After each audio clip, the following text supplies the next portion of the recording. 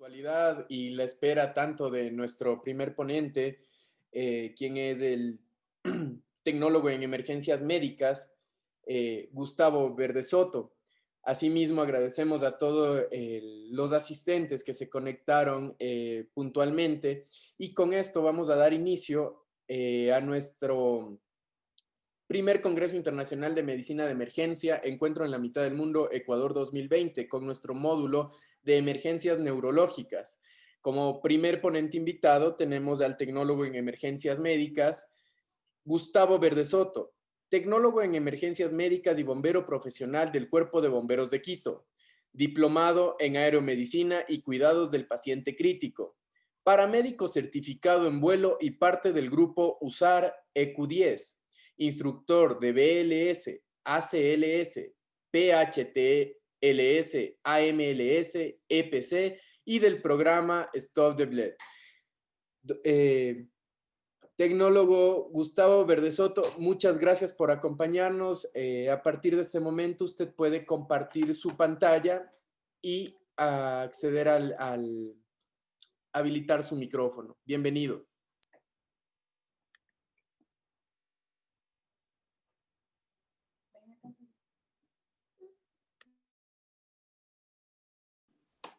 ¿Cómo están? Muy buenas tardes con todos. Para mí es un placer realmente compartir con grandes profesionales. Pues es un tema bastante práctico el que vamos a ver el día de hoy.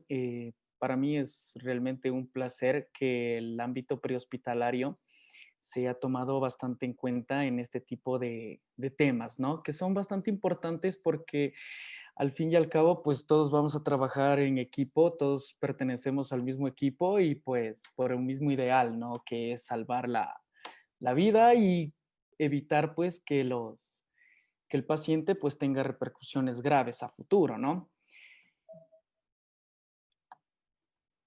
Listo, vamos a hablar del accidente cerebrovascular. Antes que nada, pues vamos a tomar bastante en cuenta en que todo lo que vamos a hablar aquí es de los puntos clave de eventos cerebrovasculares, ¿no?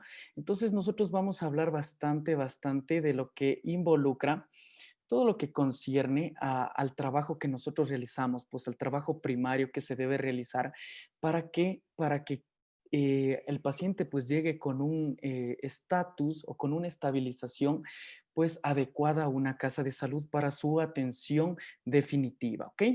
El accidente cerebrovascular es la segunda causa mundial de muerte después de una enfermedad cardíaca y la tercera causa principal de discapacidad.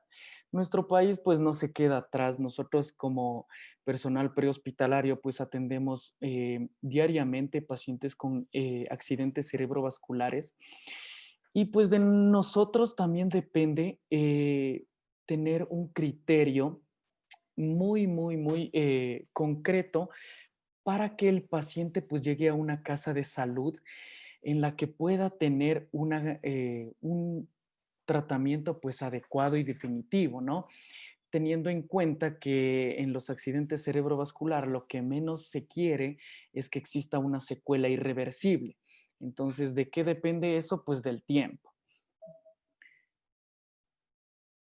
La detección rápida y exacta del accidente cerebrovascular por los paramédicos u otros médicos de urgencias en el momento del primer contacto es fundamental para el inicio oportuno del tratamiento apropiado.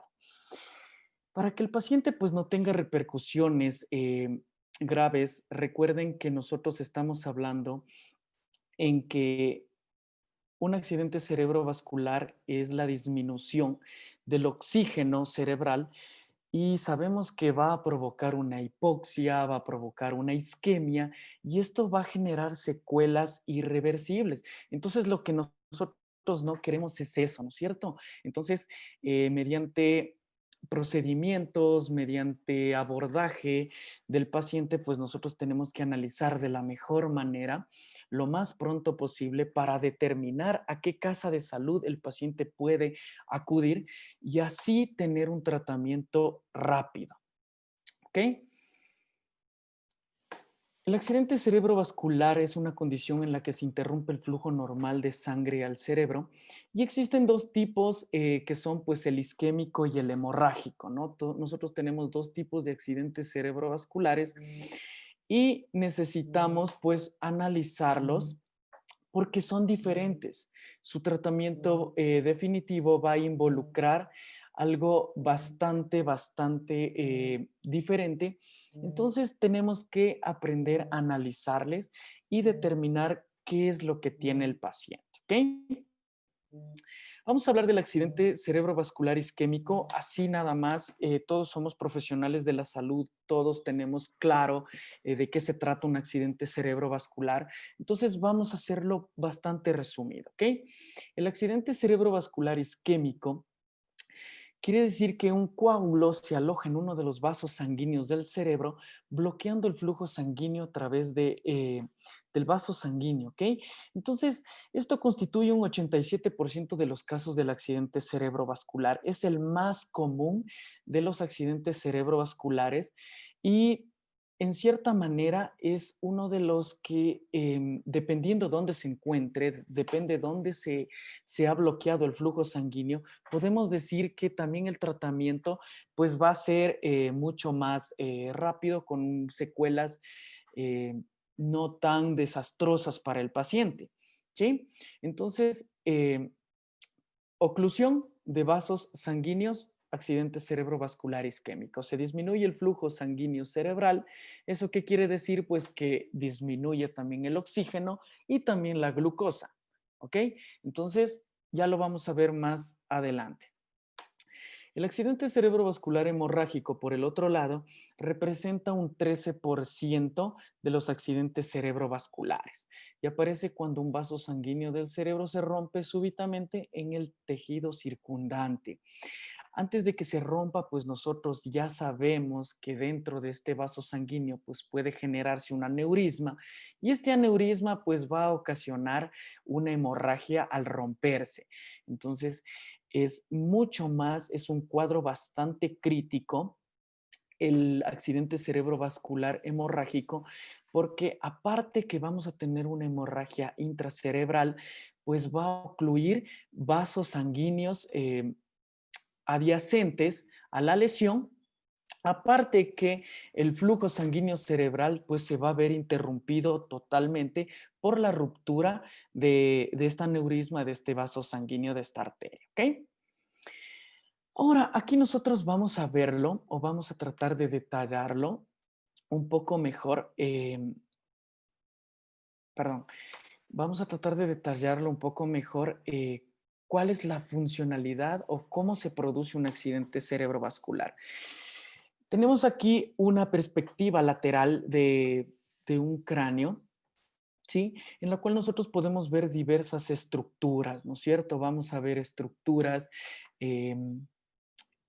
como son las venas, como son las arterias cerebrales, estructuras anatómicas como el cerebro, el cerebelo, el tallo cerebral, que pues involucran partes fundamentales a la hora de un accidente cerebrovascular, ¿cierto? Entonces, dentro de las arterias principales que nosotros pues tenemos que irrigan al cerebro, van a ser las arterias carótidas internas, tenemos las arterias vertebrales, que son las que nutren principalmente a todo el flujo sanguíneo cerebral. Ahora, acá en la parte superior tenemos ya las arterias, tenemos la arteria basilar, que más arriba pues se va a convertir en el polígono de Willis, del cual pues vamos a tener arteria cerebral media, arteria cerebral anterior, arteria cerebral posterior. Y en estas arterias son las que causan, por lo general, los accidentes isquémicos, ¿ok? Pero nosotros tenemos que tener en cuenta que los accidentes isquémicos, pues, mientras más distales se encuentren, pues van a tener repercusiones mucho menores. No es lo mismo que una rama de la arteria cerebral anterior esté ocluida por un coágulo a que la arteria carótida interna o la arteria vertebral se encuentren ocluidas. Si nosotros tenemos una oclusión en la arteria cerebral anterior, pues podemos tener una focalización cerebral, ¿no es cierto? Que eso pues lo vamos a poder ver por medio de una tomografía. Pero si nosotros tenemos una alteración en una ramificación de la arteria basilar o en la arteria carótida interna, las cuales pues de alguna forma conducen al tallo cerebral principalmente, pues nosotros ahí ya vamos a ver afectaciones mucho más grandes. En el tallo cerebral pues están involucrados todo lo que son los nervios craneales, entonces ahí es donde nosotros vamos a ver alteraciones en todo lo que es la visión, en todo lo que son los músculos faciales, entonces ahí vamos a ver nosotros asimetrías faciales, ¿no es cierto? Pero también no es tan grave como si nosotros tenemos una oclusión de una arteria que inerva a todo lo que es el tallo cerebral y este, a su vez, como controla todo lo que es el sistema respiratorio y el sistema del trabajo del corazón, pues va a hacer que el paciente pues tenga alteraciones mucho más grandes, que el paciente pues genere una parada respiratoria, una parada cardiorrespiratoria, ¿no es cierto? Entonces va a involucrar fisiológicamente afectaciones mucho más grandes, ¿sí? Aparte de eso, ustedes tienen que entender que las células nerviosas, pues tenemos bastante claro que son las únicas células que no se pueden pues, regenerar y se mueren en 3 minutos, 4 minutos aproximadamente con una deficiencia de oxígeno. Entonces es importante que nosotros, pues, cada vez que tengamos un paciente o que nosotros sospechemos de un paciente con un accidente cerebrovascular, lo primero que nosotros tenemos que hacer es analizar su saturación de oxígeno, analizar su glucosa capilar y administrar oxígeno, porque este paciente, si tiene o nosotros sospechamos que tiene un accidente cerebrovascular, inmediatamente lo que tenemos que hacer es compensar lo que está perdiendo. ¿Sí? Lo que su cerebro está perdiendo. ¿Y qué es lo que está perdiendo? Pues es oxígeno y glucosa, ¿no es cierto? Ok, ¿por qué se ocluyen o cuáles son las causas principales que involucran a que un cerebrovascular se produzca? Pues tenemos varias causas. Tenemos causas cardíacas, ¿sí? Como es la fibrilación atrial, ¿no es cierto? Que prácticamente es la deficiencia del funcionamiento de las cámaras superiores del corazón que al no trabajar adecuadamente, pues van a formar coágulos que estos a su vez pueden viajar por el torrente circulatorio y ocluir las arterias cerebrales. Otra de las causas principales cardíacas o cardiovasculares, pues es el infarto agudo de miocardio. El infarto agudo de miocardio igualmente, pues en sus paredes del corazón dejan de contraerse, ¿no es cierto? Y pueden albergar coágulos de sangre que igualmente, pues al momento de transportar la sangre por medio de sus ocluir, igualmente pueden transportarse y ocluir las arterias cerebrales, ¿sí? Entonces, pero la principal causa de accidente cerebrovascular isquémico, pues es la arteriosclerosis, ¿no es cierto? La acumulación de grasa, la acumulación de colesterol en las arterias. Entonces, esto ¿es prevenible? Pues sí, todas estas causas son prevenibles. De qué manera nosotros podemos prevenir? Pues de hábitos alimenticios adecuados, de evitar un sedentarismo, de evitar el tabaco, ¿no es cierto? Entonces todo esto se puede evitar, pero estas pues pueden ser las causas principales de el accidente cerebrovascular isquémico. Hay una parte fundamental en la cual pues nosotros podemos darnos cuenta que el paciente pues tiene un accidente cerebral derivado o afectado en una ramificación de lo que es la arteria cerebral media, ¿no es cierto? En la cual nosotros vamos a ver afectación de lo que es el área de Broca y el área de Wernicke, ¿no es cierto? Si nosotros o nuestro paciente pues tiene alteradas estas áreas o afectadas estas áreas, ¿dónde nosotros vamos a verlo? ¿Sí? O donde nosotros podemos analizarlo, pues es en el sentido del habla. Estas áreas son las que controlan todo lo que es la producción del habla, igualmente determinar esencialmente y comprender lo que, lo que nos están hablando. ¿Ok? Entonces, si ya sabemos que nuestro paciente pues tiene dificultad para entendernos, tiene dificultad para hablar, tiene disartria, ¿no es cierto? Entonces nosotros ya podemos sospechar de qué parte es la que se encuentra lesionada y nosotros ya tenemos que interactuar o pensar de un accidente cerebrovascular isquémico.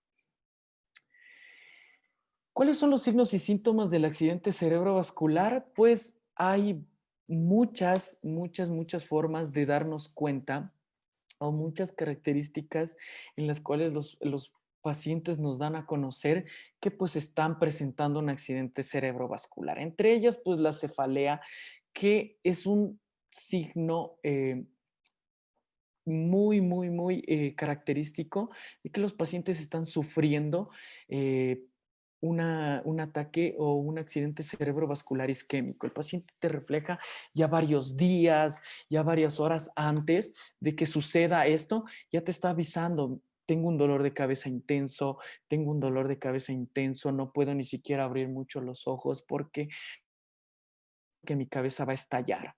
Se acompaña de náuseas, de mareo, de vértigo, alteración del estado de conciencia, ¿sí? Y esto es un punto importantísimo, el cual el personal de la central de comunicaciones o el personal de la central de emergencias médicas tiene que valorar muy bien al momento que le entra una llamada por un posible accidente cerebrovascular, ¿no es cierto? Los familiares se darán cuenta, o es lo primero que se dan cuenta, es que yo ya no lo veo igual que antes, no se comportaba así, pero ahora mírelo, está totalmente decaído, no quiere alzar la cabeza, ni siquiera me habla y él es muy activo. Entonces, esa alteración del estado de conciencia me da un punto muy importante para determinar que este paciente pues está sufriendo un accidente cerebrovascular.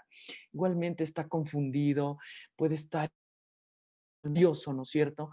Puede reflejarnos problemas de la visión. Todo dependerá qué parte del cerebro y qué arterias son las que se encuentran afectadas y qué zona se encuentra afectada dentro de nuestro cerebro para determinar qué signos y síntomas pues vamos a encontrarnos, ¿ok? Alteración de la respiración. Pues sí, un paciente va a estar ansioso, va a estar disneico, va a respirar ya muchas de las veces solo con músculos accesorios, ¿no es cierto?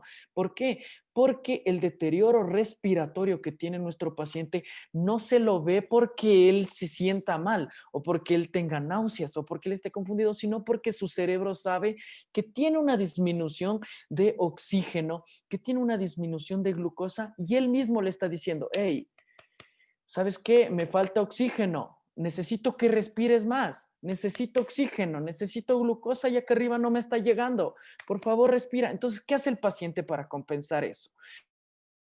Más rápido, respira mucho más rápido, ¿sí? Hasta que probablemente se llegue a cansar, ¿no es cierto? Y ahí es donde entra pues la parada respiratoria. Dificultad para hablar, sí, ¿no es cierto? Ya hablamos que si nosotros tenemos pues afectada el área de Broca, el área de Wernicke, ¿no es cierto?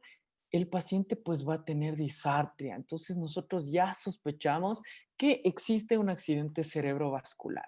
Dificultad para caminar, disminución de la fuerza motriz. Igualmente, nosotros vamos a determinar pues con las escalas de valoración que ya las vamos a ver más adelante, que son de suma importancia porque son nuestras herramientas de detección del accidente cerebrovascular.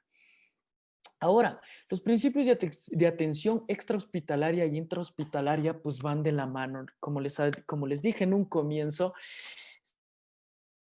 aquí el único beneficiado pues es nuestro paciente. Trabajamos en conjunto, trabajamos para el mismo equipo, trabajamos bajo una misma normativa.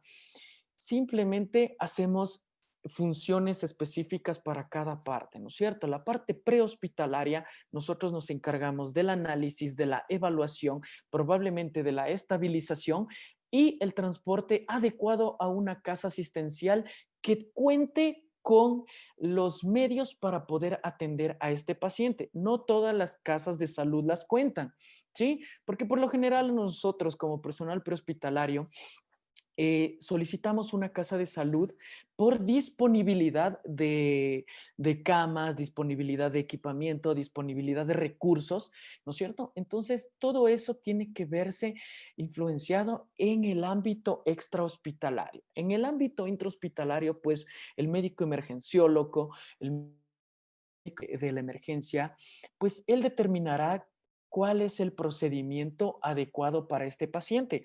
Inicialmente, pues necesitamos hacer una tomografía para determinar qué parte, ¿sí? Primeramente, qué tipo de accidente cerebrovascular es, ¿no es cierto? Si es un isquémico, pues, o es un hemorrágico. Determinar por su tiempo, determinar por su idoneidad, ¿no es cierto? La terapia fibrinolítica. ¿Cuándo sí se puede utilizar una terapia fibrinolítica? ¿En qué casos pues no podemos utilizar esto? Y si es que lo tenemos en nuestra casa de salud, ¿no es cierto? Como les había manifestado, todo esto va a determinar que el ámbito intrahospitalario. Nosotros nos encargamos de la identificación, evaluación y traslado apropiado a una casa de salud en la cual pues se pueda cumplir y la casa de salud, en cambio, se encarga ya definitivo. ¿Ok? Eh, listos. Vamos con el abordaje de la atención del accidente cerebrovascular. Ya vamos a ingresar, pues, a qué es lo que se debe hacer, porque recuerden que el trabajo en conjunto también involucra a los miembros de la familia, ¿ok? El objetivo de la atención del accidente cerebrovascular es reducir al mínimo la lesión cerebral aguda y maximizar la recuperación del paciente. En menor tiempo que nosotros nos encarguemos de evaluar, de analizar y transportar a un paciente y en la casa de salud tomar las decisiones correctas para el uso de fibrinolíticos, pues la recuperación del paciente será mucho mejor. Esto conecta con las acciones que tienen que tomar los pacientes, los miembros de la familia y los profesionales de la salud. Todos trabajamos en conjunto. Los familiares se dan cuenta que el pues ha presentado un deterioro neurológico que ya no es el mismo, que las actividades que las realizaba normalmente pues ya no las está realizando. Entonces, ellos solicitan la atención prehospitalaria. Nosotros nos encargamos de la evaluación, tratamiento y traslado y la casa de salud, el tratamiento definitivo. Reconocimiento y reacción rápida, ¿sí? Envío rápido del servicio de emergencias médicas. El sistema de traslado del servicio de emergencias rápido tiene que notificar al hospital, ¿sí? La llegada del paciente. Porque si yo no notifico y simplemente llego a la casa de salud con este paciente y a o b circunstancia el paciente, el hospital está colapsado, el hospital no cuenta con una cama disponible, el hospital tiene su tomógrafo dañado, no tiene los medicamentos apropiados, no cuenta con el servicio para realizar el tratamiento fibrinolítico y yo le transporto a una casa de salud de este índole, ¿no es cierto?, sin notificar, el paciente es el afectado, porque yo tendría que nuevamente transportarme a otra casa de salud para que ahí sí le puedan poder proporcionar el tratamiento que él necesita. Entonces, el diagnóstico y tratamiento rápido en el hospital determina o depende del buen trabajo que nosotros realicemos extra hospitalariamente. La cadena de supervivencia es muy clara, activación del servicio de emergencias médicas, evaluación, notificación a la casa de salud, un transporte adecuado a una casa de salud y la casa de salud apropiada para el tratamiento definitivo. Todos de la mano para el tratamiento del paciente.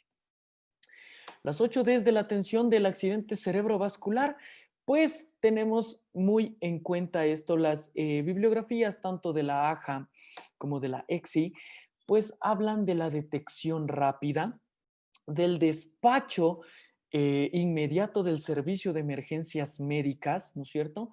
La derivación es la identificación adecuada, ¿no es cierto? El manejo del paciente en el domicilio y el traslado rápido del paciente por el servicio de emergencias médicas es importante. Nosotros tenemos que aprender a analizar, a identificar si es que es un paciente que de verdad está sufriendo un accidente cerebrovascular o tal vez es un paciente con una intoxicación, es un paciente con un intento autolítico, es un paciente eh, con una ingesta de estupefacientes, ¿no es cierto? Es trauma, ¿ok? Entonces, todo eso nosotros tenemos que identificar para poder determinar si es que el paciente está en un accidente cerebrovascular o pues está con un diagnóstico diferencial. La determinación, pues, es el triaje apropiado que nosotros realizamos o realiza la central de emergencias para el transporte a una casa de salud. Como les había mencionado, no todas las casas de salud son idóneas para atender accidentes cerebrovasculares y ustedes más que nadie lo saben, ¿no es cierto? Entonces, hay casas de salud, pues, que no cuentan con tomógrafo disponible en ese momento porque, pues, entró a mantenimiento. Hay casas de salud pues que no cuentan con el servicio para administración de fibrinolíticos y están por proveerlos. No tienen camas disponibles, no tienen especialistas en ese momento. Entonces, todo eso se realiza un triaje inmediato, pero este triaje lo realiza la central de emergencias o si en su localidad usted tiene comunicación directa con la casa de salud apropiada para accidentes cerebrovasculares, usted podría comunicarse directamente e informarle al médico qué clase de paciente tiene, cuál es la evaluación que usted realizó y cuál es el tratamiento que usted está resolviéndolo en ese momento. Entonces, todo va a determinar de un triaje, de una evaluación de la casa de salud. Pero ahora, ¿qué pasa si el familiar se saltó todo? Se saltó el despacho, se saltó la derivación, se saltó la determinación y acude con su paciente o con su familiar directamente a la casa de salud. Aquí, en cambio, va a entrar en datos y aquí entra el triaje hospitalario, ¿no es cierto? El triaje hospitalario realizará la evaluación inicial del paciente y si es posible el manejo rápido en el servicio de emergencias. ¿Ok? Entonces, no pudo asistir una unidad de atención prehospitalaria, de atención primaria, perdón, al domicilio de este paciente, pero acudieron por sus propios medios. Entonces, el triaje hospitalario es quien se encargará de realizar esta evaluación y el manejo rápido. La decisión ¿de quién depende la decisión para el tratamiento de los pacientes en cada casa de salud?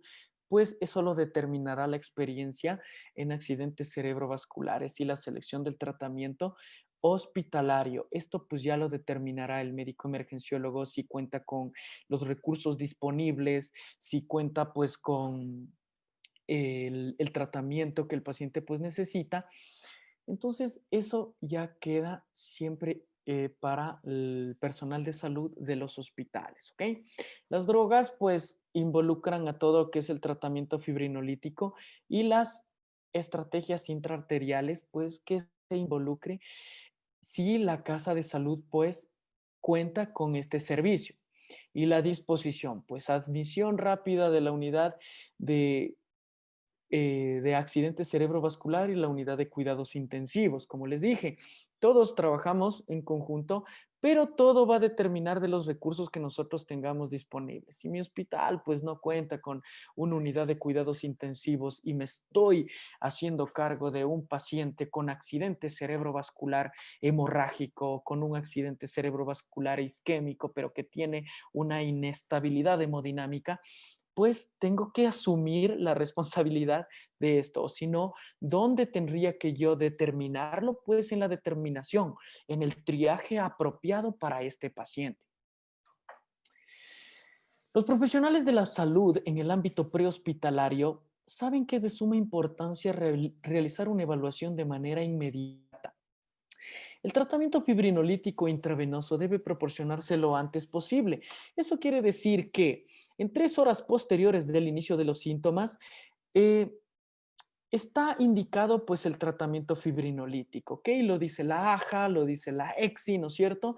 Entonces, nosotros ya tenemos en cuenta cuánto tiempo pues podemos demorarnos en la escena prehospitalariamente, cuánto tiempo nosotros tenemos que tomarnos para realizar una evaluación, cuánto tiempo nosotros tenemos que tomarnos para un electrocardiograma de 12 derivaciones y todo esto en qué procedimiento pues lo vamos a realizar. Si lo podremos realizar en la escena, lo realizamos en el transporte a la casa de salud o pues lo realizamos a la llegada de la unidad de ambulancia al hospital.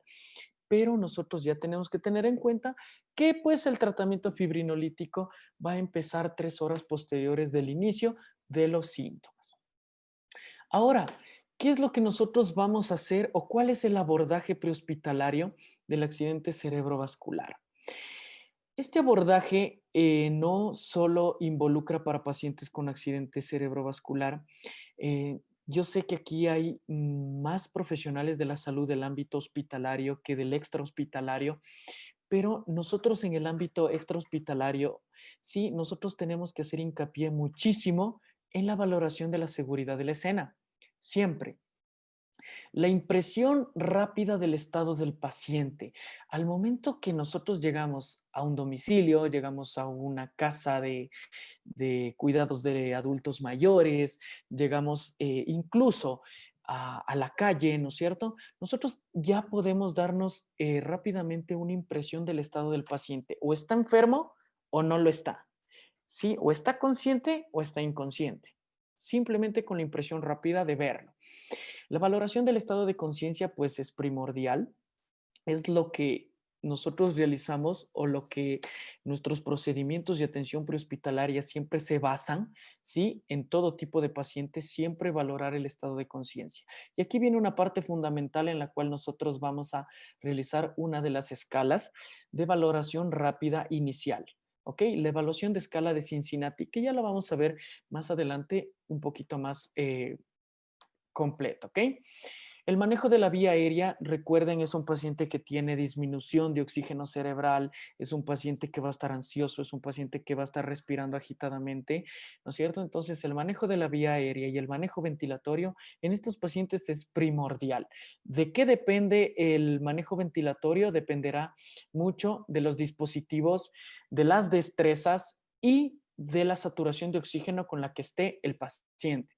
El control de constantes vitales y monitorización, pues lo podremos resolver como un punto secundario y de transporte para que el paciente pues llegue con eh, una, un control de, de todo lo que el paciente pues ha tenido desde que nosotros lo encontramos hasta que nosotros pues lo entregamos en la casa de salud. Entonces esto para el personal médico de las casas de salud es una guía, ¿no es cierto? Es una guía para qué? Para saber cómo lo encontramos. Si yo administré oxígeno, ¿cómo mejoró? Y si no mejoró, pues cómo decayó. Y la monitorización pues me va a indicar a mí pues todo esto, ¿no es cierto? Entonces todos estos parámetros es importante valorarlos en el ámbito prehospitalario para que desde ahí parta todo el tratamiento intrahospitalario. Vamos a hablar de la valoración de la escena y si nosotros nos podemos dar cuenta, es un escenario en un domicilio, ¿no es cierto? Es una paciente pues que tiene un accidente cerebrovascular isquémico.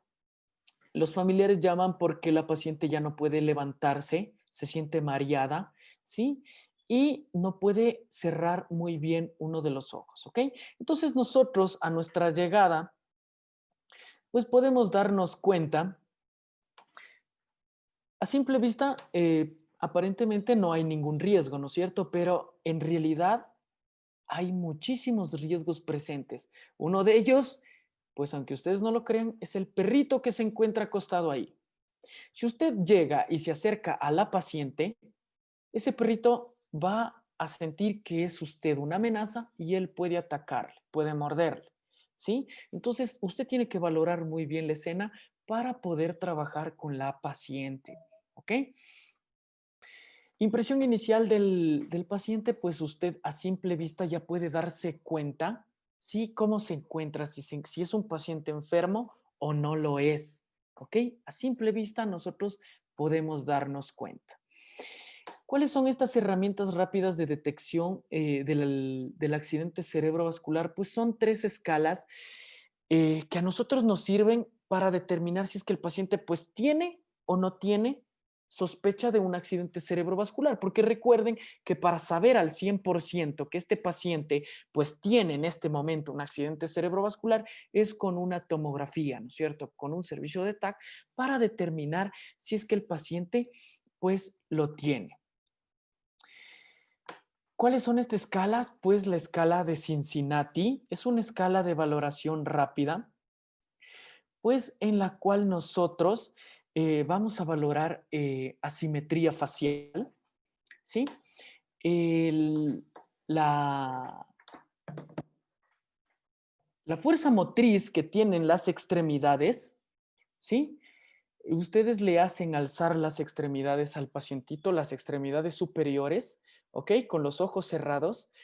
Si el paciente, pues una de las extremidades no tolera mantenerlas o no tolera levantarlas, ya es un positivo para disminución de la fuerza motriz.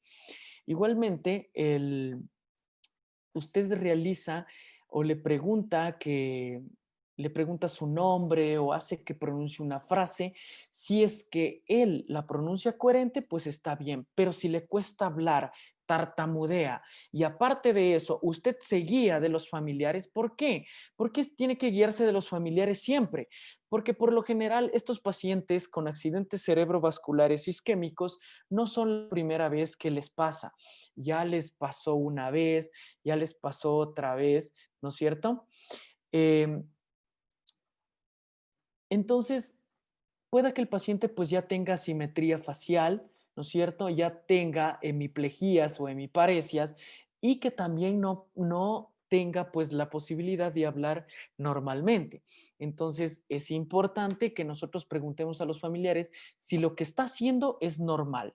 Si ellos dicen, no, él no tenía, no sonreía de esa manera, él movía las extremidades muy bien, él pronunciaba su nombre muy bien, hablaba muy bien. Entonces, Cincinnati positivo. Recuerden, con un punto de los tres que ya sea positivo, ustedes ya tienen un 72% de probabilidad de que el paciente pues tenga un accidente cerebrovascular, ¿no es cierto?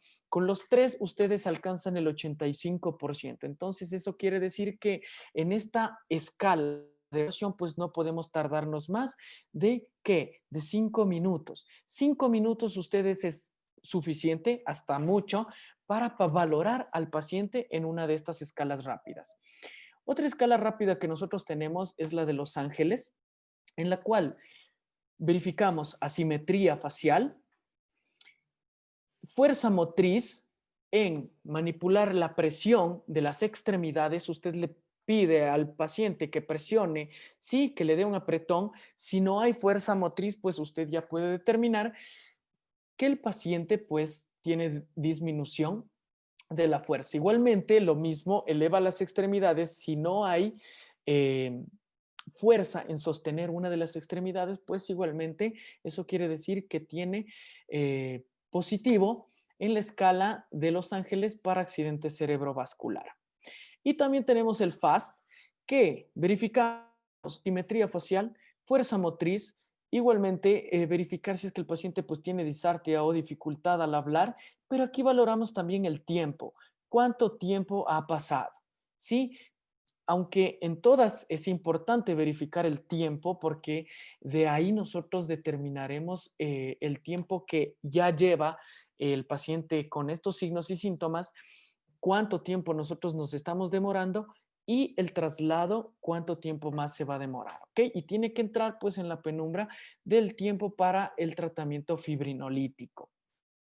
Ahora, el manejo de la vía aérea, como les había mencionado, todo va a involucrar de qué tipo de paciente pues nosotros lo tenemos. ¿Es un paciente consciente o es un paciente inconsciente? Paciente consciente pues podemos manejar una oxigenoterapia con mascarilla con reservorio, mascarilla simple o una bigotera, ¿no es cierto? Todo va a depender de la saturación de oxígeno que tenga el paciente. Si nuestro paciente es inconsciente, en cambio, pues necesitaremos un manejo orofaringio, un manejo nasofaringio, muchas de las veces un manejo supraglótico o infraglótico. ¿De qué depende, en cambio, este manejo? Pues determinará la destreza de usted. Determinará si es que usted puede utilizar un dispositivo infraglótico, perfecto, su destreza le da para eso, el equipo lo tiene listo para utilizarlo, usted puede utilizar esto, ¿ok? Y si no, pues utilizar desde los dispositivos básicos para asegurar una vía aérea, como una cánula orofaringea o como una cánula nasofaringea. El manejo prehospitalario del accidente cerebrovascular involucra ¿qué? Oxígeno, valoración de glucosa, historia de qué? Antecedentes del paciente, antecedentes patológicos personales y el tiempo de evolución que tiene el paciente. En un examen neurológico con tres escalas rápidas, que es el Cincinnati, Los Ángeles y el FAST. Cualquiera de los tres a mí me va a dar un parámetro de sospecha o un parámetro positivo de un accidente cerebrovascular. Estar alerta a las convulsiones, tener siempre listo todo lo que involucra eh, sedantes hipnóticos como benzodiazepinas para tratar las convulsiones y estar pendiente para el manejo de la vía aérea. Recuerden, es un paciente que tiene hipoxia, es un paciente que tiene isquemia, es un paciente que tiene disminución del oxígeno cerebral. Entonces, ¿eso qué tiene qué va o qué puede desencadenar? Pues puede desencadenar en una convulsión. Ahora, acceso intravenoso.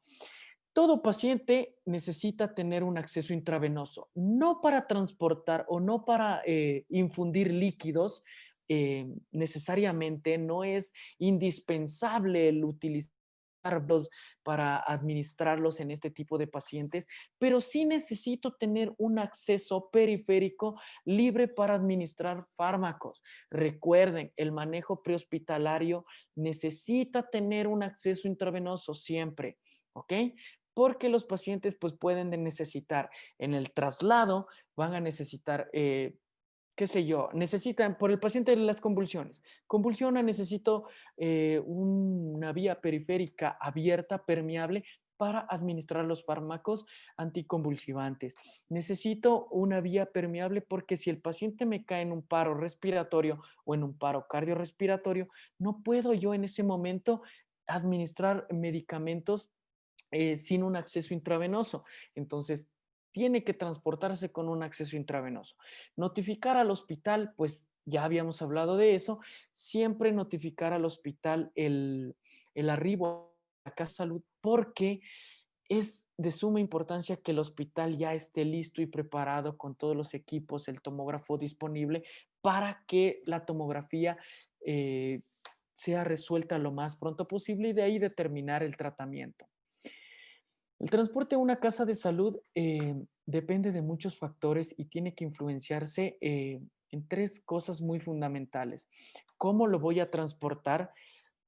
¿Con qué lo voy a transportar y cuál va a ser la valoración? Sí, y yo necesito hacer una evaluación del accidente cerebrovascular o del ictus mediante dos escalas que son el NIS y el MEND, ¿ok? Que ya las vamos a ver más adelante.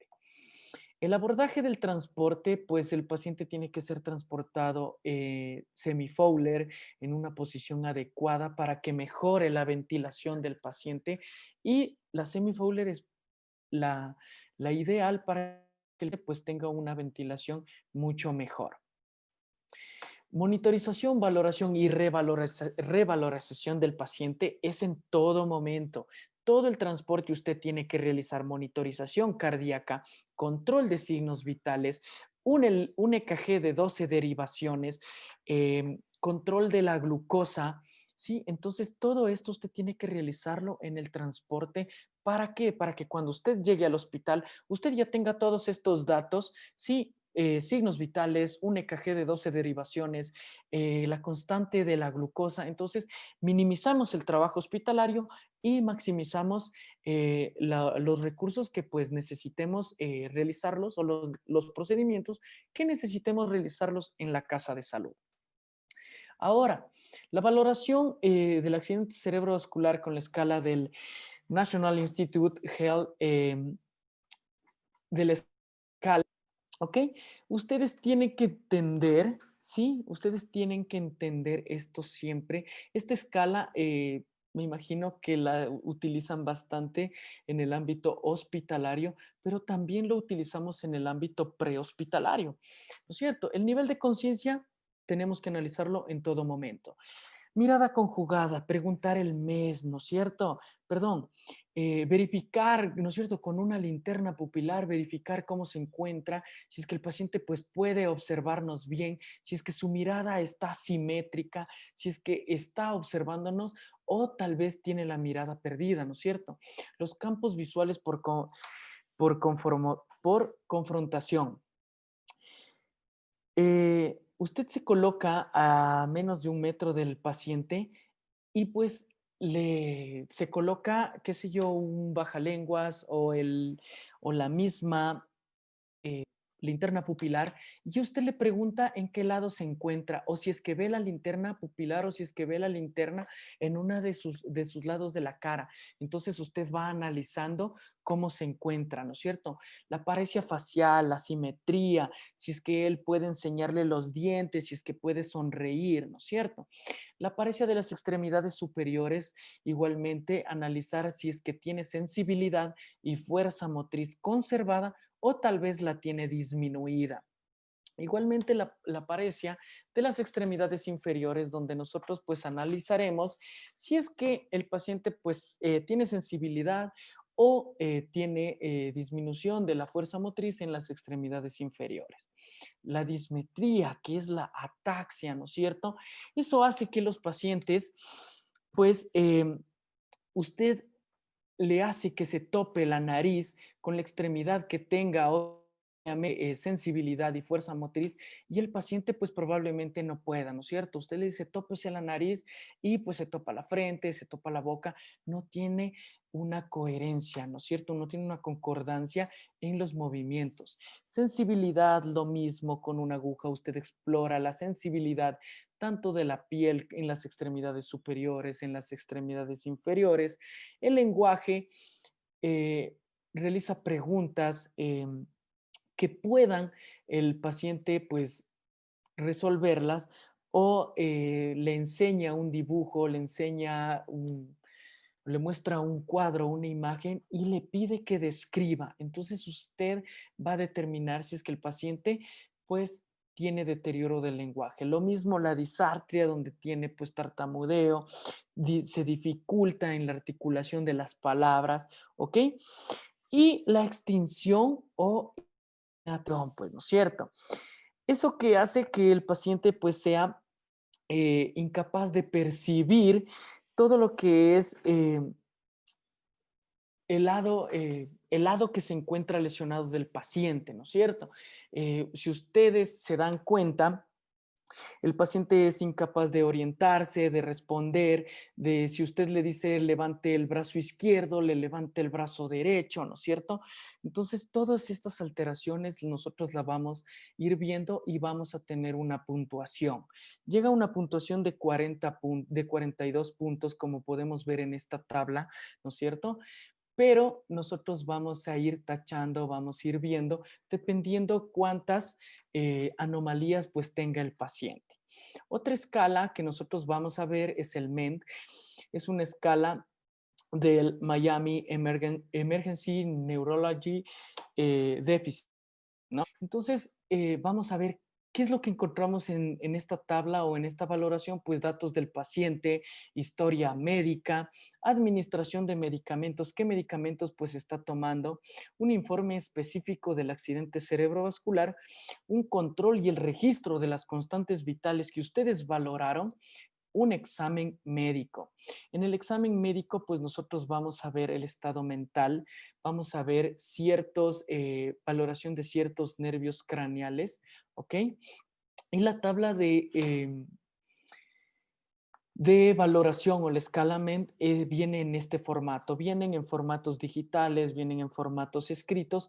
Todo va a depender de nuestra localidad. Pero sí es importante que esta escala, pues nosotros la podamos anexar a nuestra hoja de atención que no es tan completa o que no tiene ciertos parámetros que nosotros podemos valorar lo que se nos ha pasado de lado o que se nos ha pasado y pues necesitemos valorarlos, ¿ok? 10 minutos, Gustavo. Perfecto. Eh, Listo, con esto pues termino. Un trabajo oportuno de calidad en el menor tiempo marca la diferencia para que nuestro paciente pues pueda volver a abrazar con ambos brazos a su familia. El trabajo es en conjunto, tanto en el ámbito intrahospitalario como el extrahospitalario, pues trabajamos en conjunto para que nuestro paciente pues tenga unas secuelas que no sean tan drásticas y que pueda tener un estilo de vida pues de la mejor forma, ¿no es cierto? Con esto, pues, quiero darles las gracias por la atención prestada, pues, espero que todo haya sido claro. Como les dije, la atención prehospitalaria, pues, es un ámbito totalmente diferente al intrahospitalario, pero involucra muchísimos parámetros similares. Que pasen bien y si hay alguna pregunta, pues estamos para resolverla. Sí, muchísimas gracias a Gustavo por la participación el día de hoy. Reconocemos el trabajo de la atención prehospitalaria como un continuum en la atención que suma al equipo de emergencia. Es importante destacar que con los avances en el tratamiento endovascular, el reconocimiento temprano de los pacientes que experimentan un accidente cerebrovascular es más importante que nunca. Por ello es que se han desarrollado ya desde hace varios años varias herramientas de detección para el uso de profesionales en el entorno prehospitalario. Entre las muchas escalas que existen, Gustavo nos ha explicado tres que me parecen que son las más rescatables. La escala de Cincinnati, la escala de Los Ángeles y la escala del Vision Aphasia Neglect o VAN. Importantes conocerlas tanto a nivel prehospitalario como hospitalario, primero para intentar estandarizar el lenguaje técnico y segundo para poder determinar el tiempo oportuno en el cual se deben hacer las intervenciones críticas en los pacientes en los que sospechamos de accidente cerebrovascular isquémico. Una vez más, el hecho de que un paciente no esté en ventana de fibrinolisis no quiere decir que no pueda ser sujeto de tratamiento. Las terapias endovasculares ahora han posibilitado el recuperar o el ganar tiempo adicional, más allá de las 4 horas con 30 minutos famosas que hemos aprendido todos. Desde esa perspectiva, hay algunas preguntas, estimado Gustavo. La primera de ellas dice, el tiempo ideal para la toma de decisiones. ¿El paciente debe avanzar en la camilla de la unidad que lo transporta hacia la tomografía? ¿Sí o no?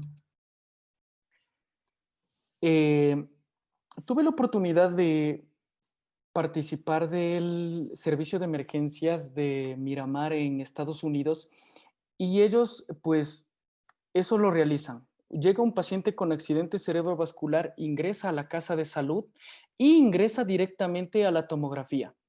Ingresa, muchas de las veces los procedimientos los realizan en la camilla de la ambulancia hasta que pues tengan la disponibilidad de su espacio y de sus recursos disponibles. Así que sí, sería lo más factible que el paciente pues ingrese directamente a tomografía con la camilla de la ambulancia para minimizar el tiempo. Muy bien. Y desde esta perspectiva también el tiempo puerta TAC y puerta fibrinolisis, idealmente, ¿cuál es la recomendación que conoces? Todo va a depender del procedimiento que se maneje hospitalariamente.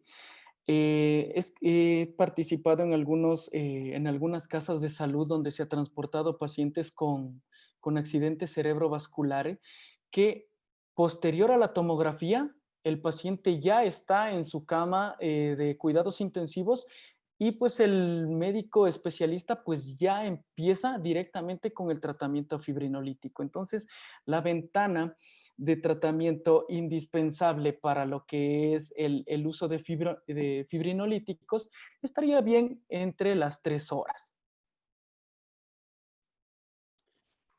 Y el tiempo para la tomografía, Gustavo. que es la parte más importante porque, bueno, no sé si la parte más importante, pero me parece que es la parte que enlaza finalmente la atención prehospitalaria y la valoración de la escala de Cincinnati o la escala de Los Ángeles, según sea el caso, según sea la predilección realmente y el conocimiento del personal de prehospitalaria.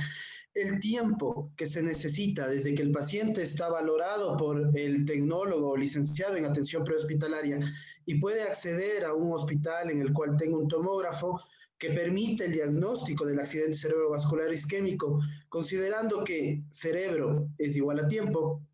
¿Cuál es la recomendación en cuanto a eso? 10 minutos. 10 minutos es el tiempo que tiene que demorarse una unidad ya con el paciente embarcado ya en la ambulancia, y en 10 minutos el paciente ya tiene que estar ingresando a un tomógrafo para su evaluación rápida con el servicio de tomografía. Muchísimas gracias. Aprovechando que se encuentra el director nacional de atención prehospitalaria, quisiéramos sugerir un par de cosas sobre el asunto de la optimización de los tiempos.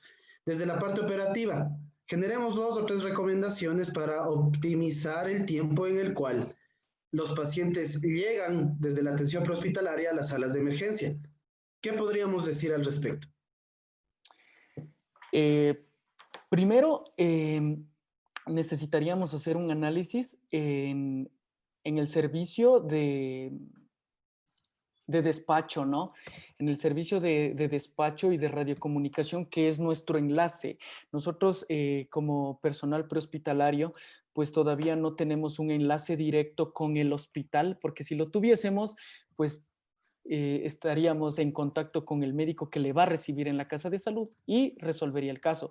En nuestro ámbito, pues nosotros necesitamos pasar los datos a una central de despacho para que la central a su vez se comunique con el hospital. Entonces, muchas de las veces esto es lo que involucra uno de los factores grandes. El otro es la disponibilidad pues de casas de salud que estén priorizadas para esto, ¿no? Que tengan un espacio específico para este tipo de pacientes. Y el tercero, pues, el análisis o la evaluación pronta, ¿sí?, del personal prehospitalario para poder determinar a qué casa de salud, pues, nosotros podemos acudir. Entonces, eso como recomendaciones. Vale, muchísimas gracias. El estimadísimo colega médico emergenciólogo Luis Tallo insiste sobre lo que dijimos hace un momento, que es importante socializar la posibilidad de que aquellos pacientes que ya no son candidatos a fibrinolisis, por las causas que sean, no solo el tiempo, sino una lista amplia de chequeo que se debe realizar, aún pueden ser candidatos a terapia endovascular. Esto y algunas otras de las preguntas que se quedan pendientes las iremos disipando y despejando con la doctora Doris Yajamín en su tema Ictus, estado del arte, que estará el día de hoy a las 8 de la noche si no estoy equivocado. Sin más por el momento, estimadísimo Gustavo, ha sido realmente un gusto haber contado con tu participación el día de hoy. Agradecemos muchísimo el esfuerzo de habernos acompañado en esta tarde. Gustavo Verde Soto es tecnólogo en emergencias médicas y bombero profesional en el Distrito Metropolitano de Quito. Y además de ello cuenta con un diplomado en medicina aérea y cuidado crítico también. Un abrazo, Gustavo. Muchísimas gracias. Gracias, que pasen bien y pues para mí todo un placer. Gracias.